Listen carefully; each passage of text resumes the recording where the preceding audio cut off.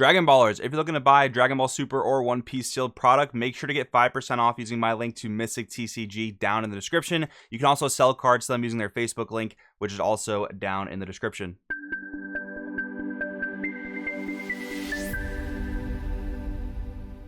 Yo, what's going on, Dragon Ballers? Welcome back to another meta breakdown video. I'm pretty excited for this one because it's the first meta breakdown we've been able to do ever since the wrap up of national season, and this video is going to give us an idea of what the meta is going to look like in this sort of post ban list, Zenkai Dash Pack sort of format. That's going to be the format going into the Worlds LCQ the first weekend of March. It's kind of crazy we have such a long spanning time of this format, but it is what it is, and we're going to go over it in today's video. So if you guys are new here, make sure to subscribe, hit that bell so you never miss a video, and let's just jump right on into things.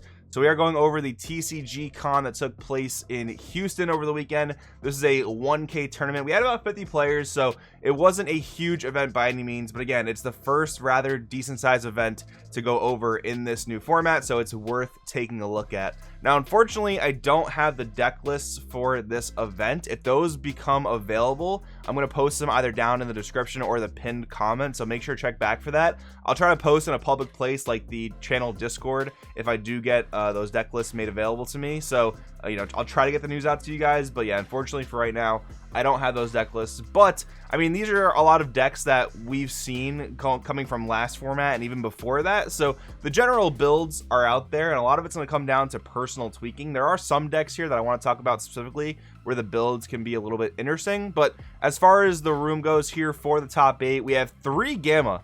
Very surprising that Gamma takes up the most slots in this top cut, although it does seem like a safe pick because Gamma was not directly touched on the ban list. It did pretty well at Nationals, and the deck does have its game plan, which is floodgate your opponent out of the game, drop battle cards that are hard for your opponent to interact with, and just out-resource them. It is really just a resource-heavy deck where you're picking cards out of their hand with your battle cards, taking apart their board, and then trying to stop their turn with your various floodgates, of which Gamma got a new toy in the form of the Android 17 one-drop negate from the recent tournament pack. But then we have one Beerus ramp, so this is relatively blue heavy with one Crimson also rounding out this top 8.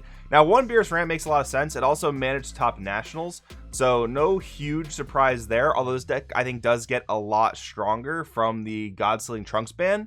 But one Crimson is very, very surprising though. I still expected a lot of people to play Crimson, even coming off of the ban list, because even though the Trunks hit is a big deal, the errata to the leader, from my testing at least, is not that much of a big deal. Like, you're just not able to awaken at 5 life anymore, which is something you could do pretty frequently before the errata, but now your leader still is able to take life, so getting down to 4 is really not all that big of a deal in my opinion. But again, this is a smaller tournament. Might not have been a lot of Crimson players at this particular area because this tournament was probably comprised of mostly Texas players, so it might just not be a popular deck in that area, or the other Crimson players might not have ran well, but we'll talk more about that as we get into the specific deck breakdowns. One Kai of Time, I do think this might be the strongest deck coming out of the Zenkai Dash Pack, although I think there are very big arguments to be made for both Trunks Vegeta and Green Cooler, but honestly all the support from that stuff was pretty strong, so I wouldn't be surprised if we see some Blue Bojack and some GT running around in the near future. One Goku reboot, this is our sole yellow representative, and I think this deck is very, very strong. It's on the more aggressive side of yellow compared to like Trunks Vegeta. I think that those might be the 2 best yellow decks, whereas Kid Goku is the aggressive version and Trunks Vegeta is more of the passive defensive version.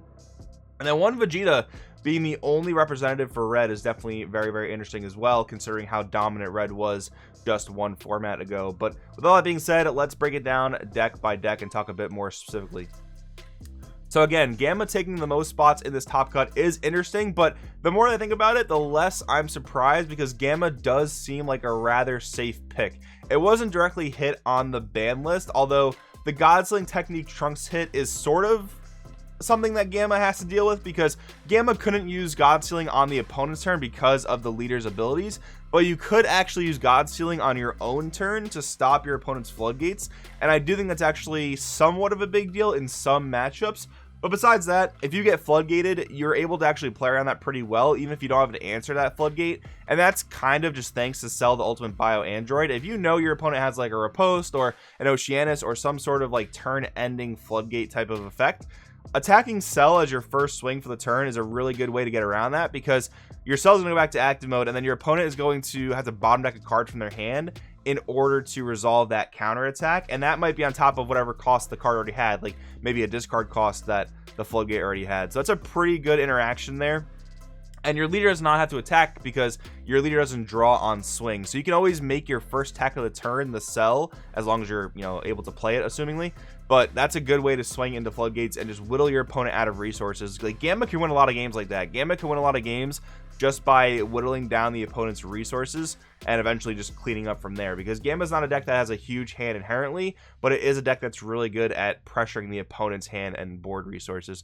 Now, I also want to talk about the Android 1718 teaming up Unison a little bit, because we all know that Smoke Dragon is now a card in the format, and it's a pretty meta-defining card.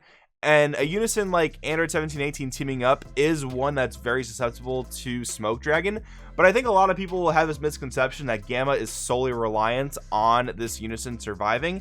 It is rather reliant on drawing the Unison to get Awakened, but Gamma doesn't auto-lose if this Unison gets removed from the board. That's a pretty big misconception I think people need to understand. This Unison is great in Gamma for many reasons. It's able to help generate Z energy. It makes Gamma one of the best blue decks at abusing the Z deck, and it's also great for the -4 dual attack. But a lot of Gamma lists play Boo Unison as well, so there's kind of like this new dynamic where you're kind of anticipating your opponent to smoke you, and then you just play a Boo Unison or play a higher cost Unison in another color, depending on what deck you're playing, of course. But yeah, it's really not the end of the world if you get smoked. So if you were a player that was playing Gamma and maybe thought that Smoke Dragon just destroys the deck, I want you to know that's not really the case in my opinion. Again, Android 1718 Unison, very strong, but your opponent's going to dedicate 2 energy to Smoke Dragon. They're probably not going to do all that much for the rest of that turn. And then you have other Unison options as well as other Z deck options. And of course, your boss monsters that are just really strong in the deck, like Cell and the Android 1718 dual attacker, that all come out of your energy. So yeah, Gamma certainly seems like a very strong deck going forward. Might be the baseline of the format, just to, you have to be able to beat Gamma if you want to play a certain deck in this given meta. But anyways, talking about some more blue, we have Beerus Ramp. Now this is one that is not very surprising. It did manage to steal a top cut slot at American Nationals, and the deck just seems to get stronger because of that God Stealing Technique ban. SS4 Vegeta Rise of the Super Warrior pretty much goes without a check. As far as I'm aware, the only cards that actually check this card are Death Blaster in yellow, which costs 2 energy and a rather difficult drop area setup, and Machikabora the Broken Seal, which technically any deck can play, but it's going to be very hard to dedicate that card to your main deck unless a deck like this gets much more popular. But even with those answers being mentioned, it's rather hard to set them up, especially in the case of Death Blaster, because you have to have 2 extra cards in your drop area, and if you go second against Beerus, it could be a really uphill battle, because they can play Rise of the Super Warrior as early as turn 4 by ramping with a Unisons 2 and ramping with a Unisons 3. So it can be very difficult to actually set up an answer for the Rise of the Super Warrior, and once they're doing that, they're on a fast track to tapping 16. Like, tap 16 is an actual real threat when you're not playing against an aggressive deck as Beerus. It's kind of insane, but of course you have a technically lower curve you can win on that doesn't require you to tap 16, which you can still get to on like turn 5. Remember, if you're ramping with Vegeta on turn 4, you're going to 11 energy on your next turn. That's plenty of energy to play Turning the Tide. You could, if you were able to ramp a little bit more earlier on, or maybe wait another turn, you could play Turning the Tide plus Kale. That's a super deadly combo. Get rid of your opponent's entire board plus their entire hand. And then of course there's also the set 1 12 drop Whis that allows you to take a second turn as Beerus. That card is actually good and like worth playing this deck in my opinion. Again, with how fast you can ramp now and with how unchecked Rise of the Super Warrior probably is right now, that card taking an extra turn is a very real threat. So yeah, very interesting stuff. Beerus is a deck that I think can get a little bit scary in the format, again, just because of that lack of check to Rise of the Super Warrior, but we'll see how things all shake out. I think the aggro decks are still going to be able to put a decent check onto Beerus, hopefully.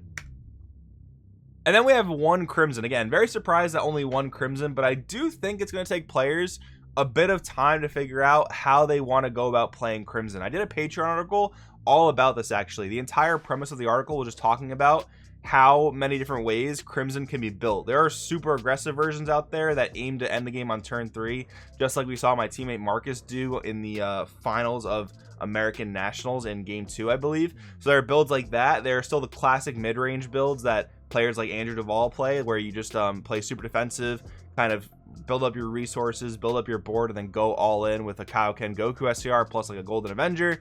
You have all different sorts of builds and all different sorts of tech you can play in Crimson because it is just that generic of a blue deck. Now, I don't know the particular way that this Crimson build was built for this tournament, but again, all the different options, I do think that's going to lend to players not being quite comfortable playing the deck at a rather large tournament yet until they figure that out. But by the time March rolls around, I mean, that's a month and a half from now, so I am certain that players will have it figured out by then, but in this current format, probably still taking some figuring out. Then we have Supreme Kai of Time, pretty much our sole like pure aggro representative in this top 8. There is SS4 Gogeta, but I don't know if that's like pure aggro. We'll talk about that in a little bit. But yeah, this deck does seem like a really strong representative coming out of these Zenkai Dash Pack support. I've been playing this deck quite a bit, and this stuff is really strong. I mean, it's almost like Dark Broly in a sense, where we have so much free play, and now it all sticks to the board thanks to your leader's ability, and now you're not even taxed for that leader ability thanks to the Pan Zeno out of the Z deck, just, you know, replenishing that life if you were to crit your own life to keep your board around. And these cards are just so powerful. I mean, a turn 2 19k dual attacker and a turn 2 25k, like Goten is almost just the same as a Thwarting the Dark Empire S3 Gogeta. The only downside is it doesn't actually remove a battle card, but it also draws a card you play from hand, so it's kind of got its own upside. Like, every card in this deck is just good, except for the 2-drop Overwhelm Trunks that you kind of have to play in this deck because it's only one bad card. But yeah, besides that, every card in this deck is just good, so it's no surprise that this deck is good as a result, and it's a very, very solid aggressive deck. And then we have Kid Goku Reboot, our sole yellow representative. And now there are a few things with this deck, because if you guys are fans of the channel, you know this is one of my favorite decks of all time.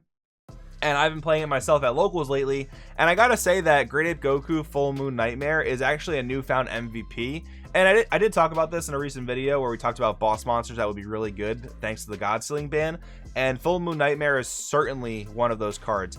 This card was best used against blue because blue Unisons are usually the tankiest, but blue always had the best answer to this in the form of God Sealing. Now, with that card being banned, Full Moon Nightmare is a total board wipe against blue, gets rid of their Unison as well. It's incredible against any deck that sticks a Unison against you, as well as a board that's not too full of barrier. The one downside I've been noticing about Full Moon Nightmare is that typically the turn you play it, you're going to end up tapping out, because with your 4-drop Goku in play, this is going to be a 3-cost evolve, and that's not bad considering it's a turn 4 play, but that leaves you 1 energy to either make another proactive play, which you might need to do that turn, or it might leave you only 1 energy to defend with her post, which in a lot of cases is not bad. But I just noticed a lot of times that I've been using Full Moon Nightmare on 4, I do tap out that turn. Sometimes you got to replay your Bulma Unison if that got answered. You just have to do weird things depending on the game state. And that's one thing about this deck, is that it's very energy hungry from my experience. You always got to reinvest energy into Bulma because a lot of decks have easier times clearing it now, as well as paying 1 for your 4-drop Goku, 1 energy for your On the World Champion if you want to have some draw power. That's one thing that I've noticed. But another question I have is if this build chose to main deck the Lord Slug package or not, because with red getting a bit weaker, if we don't expect red to be super popular anymore, it doesn't seem like Slug is actually a super necessary main deck slot, because that was pretty much in yellow decks, especially in Trunks Vegeta, just to beat red. So if red's gonna be a lot less popular now, then maybe Slug is not really as necessary. So I'd be really curious to know if this build did play the Slug engine. But yeah, super cool to see this deck in Top Cut, one of my favorite decks, so I'm super happy about it. And then we're wrapping up this video talking about SS4 Gogeta. Now, I mentioned in the Kai slide that I don't think this is like a pure aggro deck. I don't think it's been that way for a while. I think when compared to like Red Sin is much more of like the pure aggressive deck, and Gogeta's a bit more of the mid-rangey deck because you do have a crazy boss monster in the form of Triumphant Together. And to be honest, when you look at any deck that's not blue, this card's still unchecked. I mean, yellow doesn't have a great answer to it, and like no other color has a great answer to it unless you tech a card like Shin Noble Supremacy or like Unison of Fury in yellow, which I don't think a deck like Kid Goku Reboot can play. I think more of like Trunks Vegeta will be able to facilitate that card. And then Bigamora in green is just unfortunately not good. But yeah, besides that, you have Broly Crown to kind of pick apart at the hand. So in certain matchups, you're kind of like a red hand control deck. But yeah, this leader is still strong. It's got stripped of most of its defenses, which makes it a lot more vulnerable. But its offense is still there. Its crazy big hand size is still there. So yeah, Gogeta still seems like a strong deck, and I wouldn't be surprised if we see Sin top some event in the near future. But anyways, guys, what I got for you today, again, if I do get a hold of the deck list, I will attach them to this video. Just stay tuned for that. But thank you guys for watching. Let me know in the comments below what you think about this particular meta, and I'll see you guys in the next one.